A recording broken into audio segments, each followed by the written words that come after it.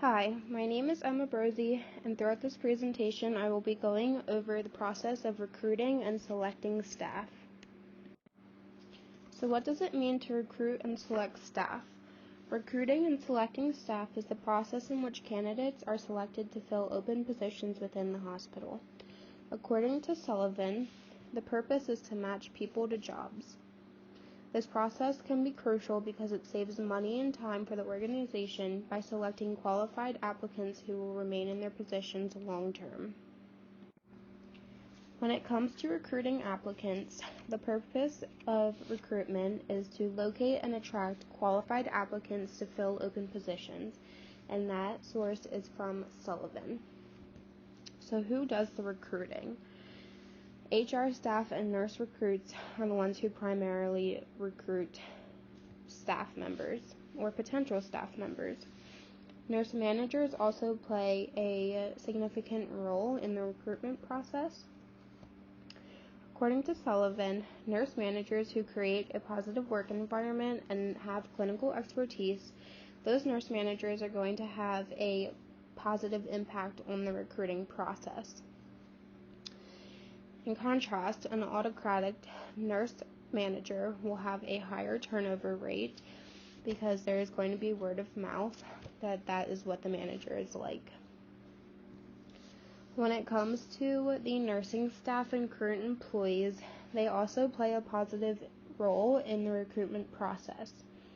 Word of mouth happens quickly in a hospital setting, so current employees can reach out to other nurses they know or friends that they know, and they can tell them how great their unit is, how great their manager is, and hopefully that will encourage employees to want to work for that organization. According to Sullivan, the best recruitment strategy is the organization's reputation among its nurses. So how do we attract applicants? According to the American Nurse Association, the best ways to attract applicants is by giving a detailed job description. So by doing this, the candidate is able to look over the qualifications, responsibilities, and see what kind of experience level they are looking for. Another way to attract applicants is by using social media. We all use social media in our daily lives. So for example, some of the ways that we can use social media to attract applicants is by using LinkedIn, Twitter, and Facebook. In contrast, the person that is doing the hiring is able to look these people up on social media and see if there are green flags or red flags, and that can also help them in the hiring process. The third way to attract applicants is by telling them why they should want to work for your organization. So we should entice them and inspire them. So an example that comes to my mind is Lancaster General is a magnet hospital, and I feel as though that is a way to entice somebody to work for Lancaster General. And finally, asking staff for their insight is crucial because at the end of the day, the person that is being interviewed or hired is going to be working side by side with the staff members, so the nurses on the floor, and they are able to provide the best feedback and think if they are going to be a perfect match for the job. Yeager and Wisniewski highlight some of the factors that influence recruitment. So, some of those factors that do influence recruitment include duties and responsibilities, benefits that the applicant would receive, identifying with the mission of organization, job security. So are they going to accept this position and then a couple months down the road be told, oh, sorry, we actually don't need you anymore? Is there flexibility in the work schedule? Does the employee get to pick their schedule? Does management pick their schedule? Is it set or is it very flexible? Are there continuing education opportunities? Are there opportunities for promotions? And finally, are there competitive salaries? Sullivan goes over the recruiting strategy elements.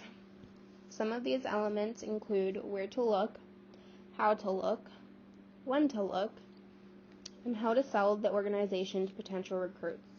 We're going to take a deeper dive into these 4 elements. So where should you look? You should be looking in your own geographic area. Proximity to home is important when picking a job, so hospitals and recruiting staff should be looking for staff members around that area.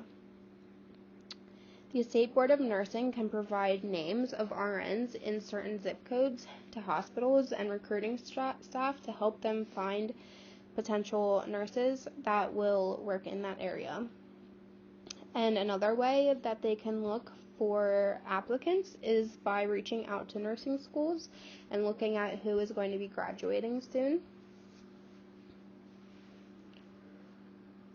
In regard to how to look for staff, you can use general job sites, and then there's also nurse-specific job referral sites.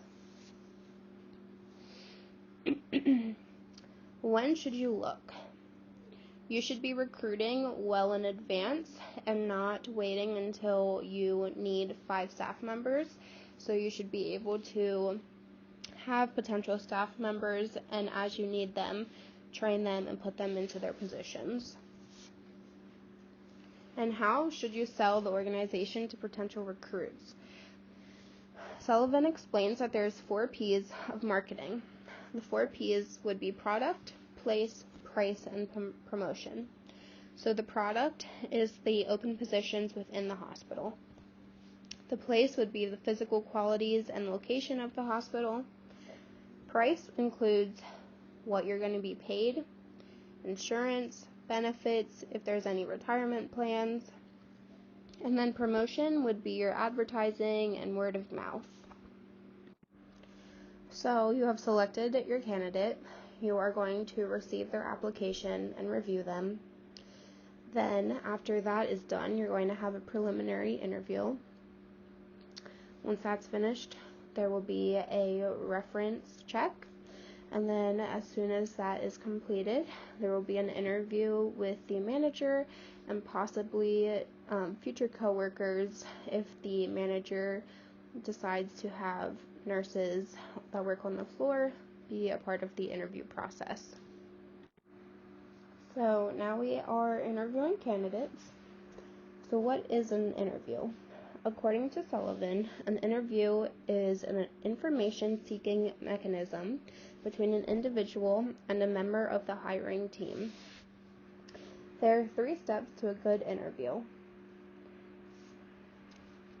The opening phase is an opportunity for the hiring staff to build rapport with the applicant so they can provide relevant information. The information gathering and information giving phase is the core of the process.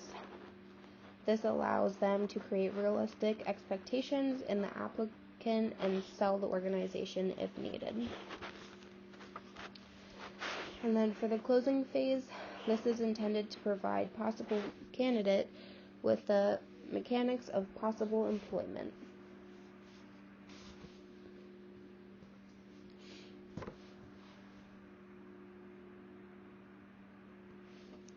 How to conduct a good interview. Interview every candidate personally, discuss the onboarding process, and then discuss the next steps and expectations. So now that you have completed all of your interviews, we need to make a decision on who we're going to hire. So some of the things that we can look at when making a hiring decision is the education that that person has. So what is their education? What's their highest level of education? Another thing we can look at is their experience. Do they have existing experience or will they need additional training? We can look at their work history. Why did they leave their last job? Were they fired? Another thing we can look at is their references. So did they have good references? Were the references leading to some not good behavior and information? And finally, their licensure. Did they pass the NCLEX? So now you have made your decision, and now it's time to make an offer. So before the offer is made, a background check needs to be completed. After the interview is done, HR is going to be notified about whether or not that person will be offered the position. Once everything is cleared, an offer is made, but a drug screening is required to make the offer official. According to Sullivan, negligent hiring is when there is failure to check the license, credentials, and references. So to prevent that from happening, it is crucial that we are looking at all of these things to make sure that we are hiring the right person. This short video goes over the recruiting and selecting process, and it actually shows you in the end what happens when somebody lies on their resume. In this short video, it goes over the selecting and hiring process as well as the training process, and at the end of the video, it encourages you to keep your employees motivated and invest in their growth. This shows that they have made a good decision in accepting a position with that organization and that we actually care about their employment. For the additional information, I thought it would be helpful to include some ways that including staff in their interview process can help with the whole picking the right candidates. Sullivan explains that when you include staff in the interview process, it can strengthen the teamwork.